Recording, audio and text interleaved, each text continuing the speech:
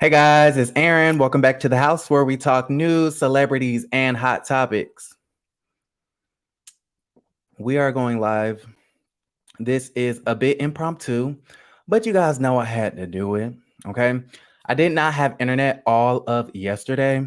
Okay. I've been without internet for 24 hours. And so I wanted to do a live stream yesterday, but that just wasn't possible. And so as soon as the AT&T guy came and got this shit up and running, I was like, okay, we good. Okay, we can finally use the damn internet. And so I'm gonna wait a couple of seconds for people to come in. If you can hear me and if you are in the chat, let me know, please. But on today's episode of House Call, okay, this live edition, I want to get into some things when it comes to the Real Housewives of Potomac because, honey, there is some things happening behind the scenes. We got some tidbits that I wanted to share with you guys that I thought, you would be interested in. And so we're going to talk about that. And then we are going to get into this clip, okay, this preview of this Sunday's episode of Real Housewives of Atlanta, because it's kind of looking like Marlo done switched sides. Okay, how Nicki Minaj say, pick a side, pick a side. She done switched sides and is now becoming Miss Kenya Moore Hair Care's informant. And I'm not here for it. Okay, I am not here for it. So we're just going to get straight into the mess because I do not want to hold you guys. It is Friday. I hope you guys are having an amazing day. It's the end of the week. Do something for yourself tonight, whether it's, going out to a restaurant, have a drink, watch some Netflix, you know what I'm saying? Get on some Hulu, do something nice for yourself and treat yourself tonight. Okay, so let's get started. Y'all, let's talk RHOP. Okay, let's talk RHOP. Now, last time I came to you guys, I gave you guys some tea on Miss Mia Thornton. Okay, Mia Thornton is the new girl on the block over there at Real Housewives of Potomac. We talked about her. We talked about how she is a businesswoman. She owns a beauty brand. So we know Gizelle is going to be shaking in her boots, child. Okay. We know that Miss Mia is also the marketing director for the Joint Chiropractic. And so, she got some coins. Okay. She got a little coint in the bank. Shout out to Devin Cottrell, I believe his name is. Thank you so much for the super chat. I appreciate it. He says, glad I got the chance to catch you live. Love your content. Thank you so much, Devin. But yes, Mia Thornton sounds like money, honey. Okay. She's a beautiful, gorgeous woman, and she is going to be joining Potomac. Okay. So we talked about that last time. I have no idea if she's going to, just be a friend of the show or if she's officially replacing Monique. But what we do know is that she's coming through the show through Ashley. She's coming to the show through Ashley. And I heard from the grapevine, okay, that she's going to be really cool with Wendy and Karen. Okay. And so it's kind of looking like it might be Wendy, Karen, Mia, and Ashley versus Candace, Gizelle Bryant, aka the last lady, and Robin Dixon, her sidekick, right? So after we talked about Mia, you guys, of course, we mentioned the stars of the show. Let me go ahead and put them up on the screen. We've been talking about for a while now, this beef between, Miss Karen Huger, the Grand Dame of Potomac, and we've also talked about Gizelle Bryant, aka the last lady. I don't think she's ever going to be first.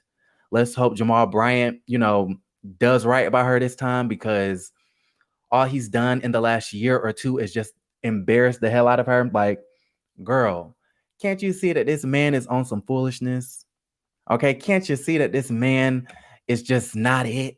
Okay, he's making you look stupid out here in these streets, right? And we know he still lives in the phone, but I digress. Okay. We know that Karen and Gizelle are going to be going back and forth. Okay. We know they're going to be going back and forth every damn day on Bravo's chat room. We know that Gizelle takes the opportunity to shade Karen at every turn, right? She said that Karen was obsessed with her. She says, that Karen has the ugliest engagement ring, etc., etc. And so Gizelle is consistently coming for the Grand Dame. And then, of course, Karen, being, the newest resident of Twitter.com, goes to Twitter and, voices out her grievances and kind of claps back, right? And so we do know that Karen versus Gizelle is in full effect. However, you guys know that I was just scrolling and trolling one day, okay, just minding my business, doing what I do best, and I ran across a tweet from the Peach Report Daily, okay? I ran across a tweet, excuse me, from the Peach Report Daily sharing some really interesting information, okay? So if you guys don't already follow the Peach Report Daily, what the hell are you doing? Okay, what are you doing? You need to follow them because they be giving me and everybody else all of the tea. People texting me, child. But okay, the Peach Report Daily says nothing really explosive has taken place as of yet. Okay, are you guys following this? Are you listening? According to the Peach Report Daily, they say nothing really explosive has taken place as of yet. The ladies are about 6 to 7 weeks into filming, but more will happen as filming progresses. Okay. And more full group scenes and events are set up. It also looks like they have found their niche and it feels a lot like season 3. All right. And so when I first read this, I was actually quite disappointed. Okay. I'm not going to even lie. I'm not going to even lie. I was disappointed because I'm thinking to myself, okay, nothing explosive has happened and they've been, filming for 7 weeks at this point. What's going on, RHOP? Like, what's going on? Like, I'm just a little bit confused at the situation. I thought, after the whole Candace and Monique situation, that the drama was just going to continue, right? I thought we was going to have, pockets of drama at every corner and every turn, but obviously it's not looking like that's the case. All right.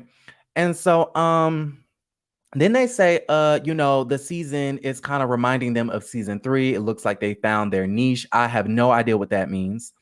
No idea what that means at all. So if you guys have any idea of what the hell was happening in season 3, let me know. However, I'll tell you a couple of things that I want to see in this season. Okay. I, of course, want to see Candace versus Karen, right? We know Candace is not a fan of the Grand Dame. Okay. We know Candace is not a fan. She kind of, I feel like Candace was being very naive in this whole situation as far as befriending Gizelle and her sidekick, Miss Robin Dixon, because I kind of feel like Robin and Gizelle aren't really Candace's real friends. I think they took the beef with Monique. They took the situation with the fight and kind of manipulated Candace in that moment to try to make it seem like they were really there for her when they aren't. Because if you guys remember correctly, early in season 5, Gizelle said that she was done with Candace. She didn't really see it for Candace. They were going to be cordial and have a high and by relationship, but she said that they were not going to be friends, right? And then all of a sudden, when Candace's friend texted her about the tea with, Michael Darby in the hotel room with another woman, we know that Candace came to Gizelle with that information. And then soon after, the two ladies, Monique and Candace, got into that fight. And next thing we know, Gizelle and Candace are besties. So I kind of feel like that's a friendship of convenience, right? And I think because Gizelle was all up in Candace's ear and Candace was being very emotional, about the whole situation, I kind of feel as though that kind of made her drift from Karen. And so I'm expecting to see this season Candace come for Karen and vice versa.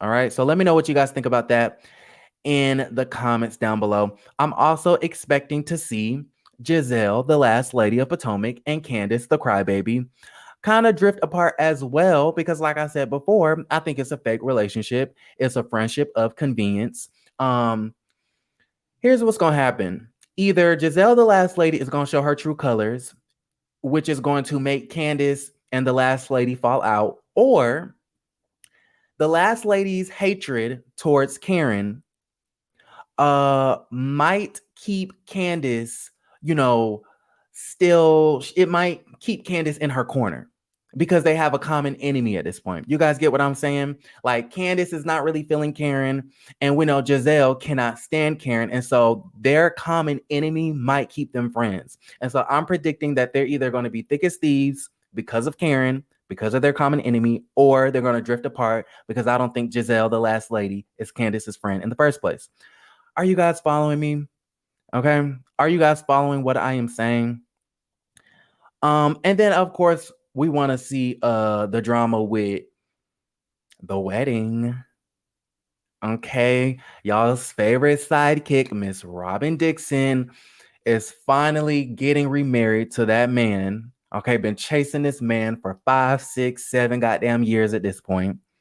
You've been chasing him and chasing him and chasing him. Your mama ain't ever told you that women don't chase men. I mean, I'm just saying. Let me take a sip. I don't condone gender roles, but girl, you was chasing this man for years and you finally got that ring back. She finally got that ring back. And so of course I'm excited to see what's going to happen with Juan and Robin and the whole wedding. Hopefully it's interesting. Hopefully they give us a little bit more than what Cynthia was giving us, because Cynthia's wedding plans, that was just boring. Okay, that was really, really boring. I was just like, girl. And then the shade. Did you guys catch the shade with the editors this past episode of RHOA when they basically only gave Cynthia all of 5 minutes for her whole wedding? They gave Cynthia like 10, 15 minutes at max for that whole wedding. And I was just like, this was Cynthia's only storyline this season, and they barely gave her 10 minutes. All right. And then the whole thing was kind of ruined because we got the hot mic with Eva talking about Bolo was slinging his dick and they was having sex and they were carpet munching and whatnot, etc., etc. Okay. Juxtaposing it over Cynthia's wedding footage, which I thought was extra shady. So hopefully Robin and Juan will learn from that lesson and kind of spice it up with their wedding, because with Cynthia's wedding, we were falling asleep every episode. I mean, I'm just saying. Okay. And so now that there's a vaccine also and the cases for COVID is going down, maybe Robin will have the opportunity to really plan a real wedding, unlike Cynthia. We all know she had a potential super spreader. And I don't care that people are saying, well, no one claimed that they got COVID from the wedding. Okay, you can have COVID with no symptoms. Okay, y'all do know that, right? You do know that someone could have caught COVID from the wedding, but just never said anything about it. You ever thought about that? I mean, I'm just saying. Okay. And so Cynthia definitely deserves some discipline for what she did to Candy trying to have that super spreader wedding. And that's just that on that. Anyways, hopefully Robin and Juan learn their lesson. And then I kind of want to see where Michael Darby and Ashley Darby's relationship goes. I want to see the trajectory of their relationship because honestly, I kind of feel like he's a no good for nothing ass husband. We know that he likes to touch men's booties without consent, which is sexual assault, and you deserve some discipline, Mr. Michael Darby. I mean, I kind of feel like you should be in the jail cell, but that's just me. Okay. Why hasn't anyone taken him to court? I don't know. Why was Bravo protecting him? Okay, we still never got them answers from Andy Cohen, but want to ask Monique Samuels about, her husband's money. But we still never got the answers on why Bravo, NBC Universal, Truly Original, the executives, and Andy Cohen have yet to answer why y'all were protecting Michael Darby when you knew you had the footage of him touching ass. Sexual assault caught red-handed, and you had the footage and didn't say anything. I mean, can we get some answers? I'm just saying. Now, speaking of Michael Darby, I want to see where his relationship goes with Ashley. I have a feeling, I'm going to make a prediction. I have a feeling that their relationship this year is going to be hunky dory because they are having another child. And with some relationships, children, can break up marriages. And then they also, I'm not going to say children can break up marriages, but it could put stressors on a relationship, right? And then sometimes children can bring relationships closer together. And so I feel like in their dynamic for their particular marriage, I feel like children is probably good for them because I do see Michael Darby wants to do better because he has children now. But at the same time, this man has committed sexual assault. It's on tape. I'm not saying allegedly. I'm not saying apparently. He committed it because we saw it. Nasty ass. We know he's a cheater. He was caught in the hotel room with another woman sleeping up there. Apparently, they didn't have sex. But who invites someone up to their hotel room and ain't slinging no dick? I mean, really. Excuse my language. If you have kids in the chat, I apologize. But like who does that? Okay, we're not stupid. We weren't born yesterday. I mean, I'm pretty young, but I wasn't born in 2020. Okay. And so I don't know. I see we have some really shady people in the chat coming for me though. What's that about? What is that about? Anyways, and so yeah, that's what I want to see in this season of RHOP. And so let me know what you guys think about the situation. Vodka says he already has children. Well, now that he has children with his current wife, maybe he will treat his current wife better. That's what I'm saying. Kat says, are y'all speaking on Married to Medicine too? No, we are not. I apologize. Married to Medicine, nothing is really going on. Okay, for me, nothing is really going on. I'm not saying that the show is boring this season, but there's not a lot of moments that are bloggable, if you guys get my drift. Whatever happened to Toya and her hubby putting their house up for sale? I have no idea. I'm going to have to do some research on that. Yes, I believe Michael Darby was slanging that thing all over that hotel room. And then we see, Ashley being forced to come out and say, yeah, we've had threesomes and, we're basically swingers, allegedly. She was forced to come out with that information because Michael Darby is a cheater. And I'm like, girl, Ashley, you don't have to stick your neck out on the line for this man that doesn't give a shit about you.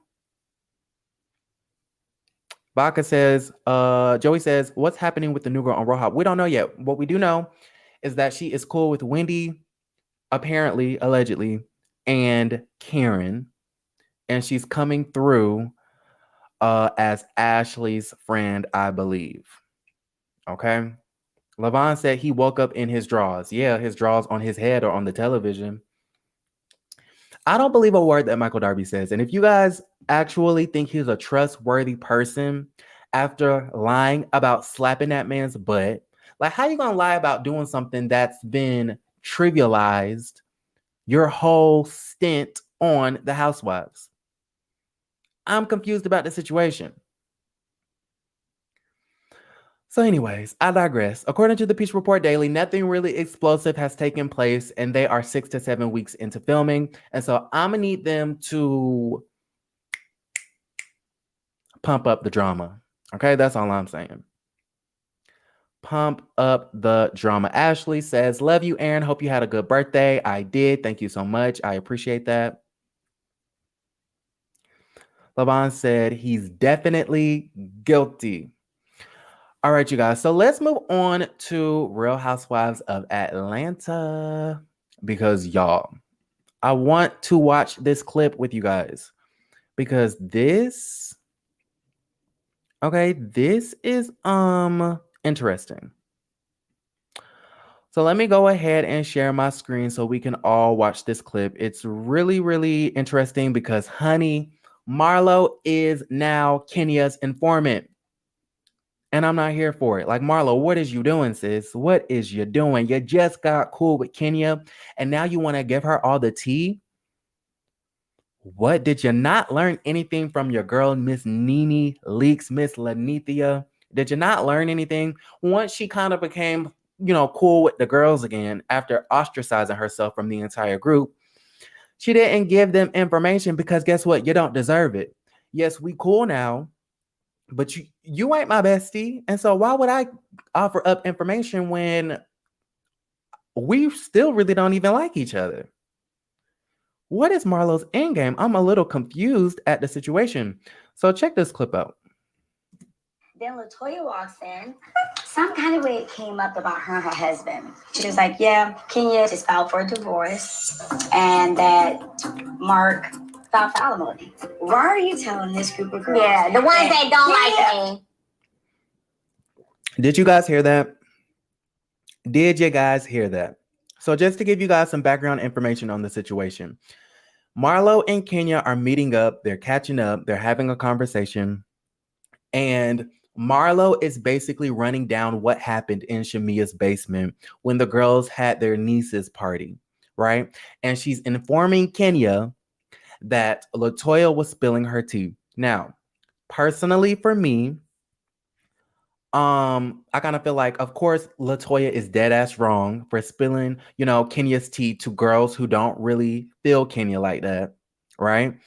She said, Kenya's going through a divorce and Mark is asking for alimony. And I'm like, really, LaToya? You know what you're doing. Okay? You was just as fake as those goddamn eyebrows that are drawn on every goddamn day. Even though I do want to interview LaToya. Have y'all noticed that LaToya really hasn't done any interviews about Real Housewives? So definitely hit LaToya up on her social media and tell her to do an interview with the House of Aaron. Okay? But with that being said, I don't agree with LaToya doing that. However, Marlo, you and Kenya just got cool. You and Kenya weren't friends a week ago. And now you're telling her information, you're giving her tea, you're giving her a heads up, about a friend that may not really be her friend. I don't know how I feel about that. Let's watch it again.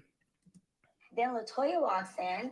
Some kind of way it came up about her and her husband. She was like, yeah, Kenya just filed for a divorce and that Mark filed for alimony. Why are you telling this group of girls? Yeah, the ones that don't like me. So what do you guys think Marlo is up to? Let me know down in the chat. Leslie says, but Marlo didn't tell that Portia and Drew shut LaToya down on telling Kenya's business. Well, the episode is not out yet, so we don't know the rest of the conversation that they might show. But I definitely think that the message should be conveyed that LaToya and Drew and Portia kind of had Kenya's back a little bit, like, girl, what is you doing? Why'd you, sharing her business in that way? Mariah says the thirst is real, honey. Yes. And I'm thirsty, so y'all know I gotta sip some water, no wine today. Mr. Okoye says this is no different than when Sheree did it. You just don't like it because it's against your girl, Portia. What does Portia really has nothing to do with this. This conversation is about Kenya, Marlo, and more so LaToya. So Portia really isn't a factor in this. What we're talking about is how Marlo is being an informant to Kenya Moore Hair Care, who she just got back cool with. That really doesn't have anything to do with Portia, besides the fact that Portia and Drew, like I said 5 seconds ago, did kind of have Kenya's back as well.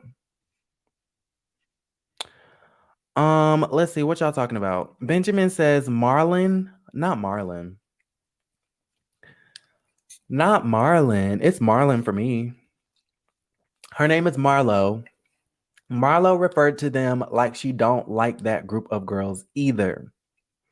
Naquan says if Nene comes back, Marlo will flop again. Of course she will, because she's flipping and flopping. Trying to figure out where she lands in this group. And I can just tell you right now, Marlo, Kenya ain't gonna take you there. Kenya is not gonna take you there. Victoria says, I cracked up when Portia said to Latoya, girl, I went and take you to church. You'll tell it all. And you're absolutely right. Latoya has no loyalty to nobody. And that's why I kind of feel like Latoya might be on the chopping block this season, because it's like, girl, what is you doing? Where does your loyalty lie? You're not cool with Kenya. Portia don't like you either. So it's just like, I kind of feel like, Portia and Kenya are the queens of the show. And so you kind of have to be closer to one or the other. That's my personal opinion. For some reason, Cynthia and what's her name? Cynthia and Candy have kind of slid through by being slick neutral in a way. However, we really know that they are more so Team Kenya. But I think they're able to kind of slide without a lot of scrutiny is because they're kind of vets, right? They've been on the show the longest. And so I think majority of the cast respect them and respect their status on the show. And so we really don't notice how, I guess, kind of neutral they both have been. But with that being said, I feel like for the new girls, to me, it's kind of just like, and the friends of the show, you kind of have to be clinging on to either Portia or Kenya. And Latoya is just kind of in that middle spot. And to me, that's not a good look, because now that neither Portia nor Kenya likes you, I kind of feel like she's on the chopping block. Like, girl, we don't have a reason for you anymore. And you guys, I was rooting for Latoya. I thought she was thirsty. I thought she was a Yavanna 2.0. But I thought she was going to be good for the show because she was bringing the drama, because we know that this season was gearing up to be a snooze fest. And so I feel like Latoya's fate is up in the air. She's not looking too good. She is not looking too good. All right. Najima says, I low-key want Phaedra back. Girl, we all want Phaedra back. Okay, I want Phaedra back. I could care less about what's her name? What's that girl name? Sheree. See, I forgot her name. Miss Forgettable. Okay. I couldn't care less about Sheree. Nene is kind of like, okay, I'll take her, but then we can leave her. The show has been good without Nene before.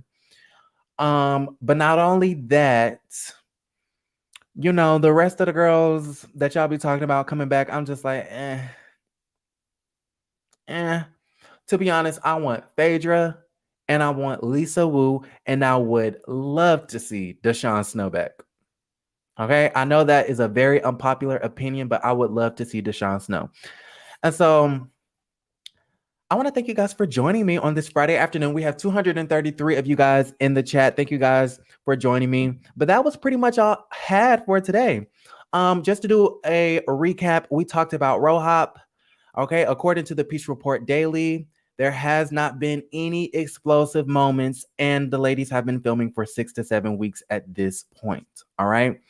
Shout out to Kat for the super chat. I appreciate it. She says, to be fair, they asked Latoya why she was holding out on Kenya.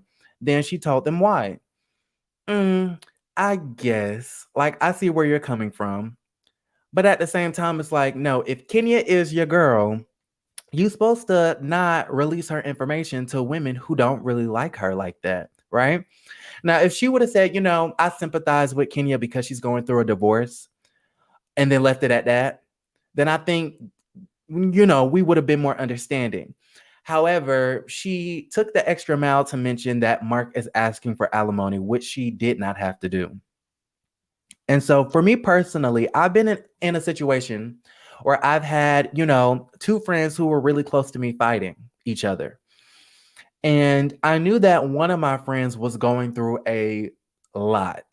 Okay, a lot. When I say a lot, okay, I mean a lot. And so I wanted to the other friend explain, I feel like you should give him a break because he's kind of going through a lot. But I never released my friend's tea to the other friend. So I conveyed my point without giving up the tea, because that's what friends do. You don't give out your friends tea. Like, that's just code. Okay, that's code. You don't do that. LaToya broke friend code. Thank you so much, Victoria. I appreciate it. Yeah, Kat says Deshaun Snow. I love Deshaun Snow. I think Deshaun Snow was really good for the show, and I would love to see her back, along with Lisa and Phaedra. All right. So I'm gonna wrap it up right here. If you guys like the live, give it a thumbs up. Don't forget to subscribe to the YouTube channel if you haven't already. Also, I have a new Instagram name. My name is House of Aaron. Okay, it was Aaron E. Keenan, but now it is House of Aaron. So you can follow me on Instagram at House of Aaron. The link is, of course, in the description box down below. And I will see you guys later. So thank you for joining me. Love you guys. And don't forget to create a great weekend. Bye.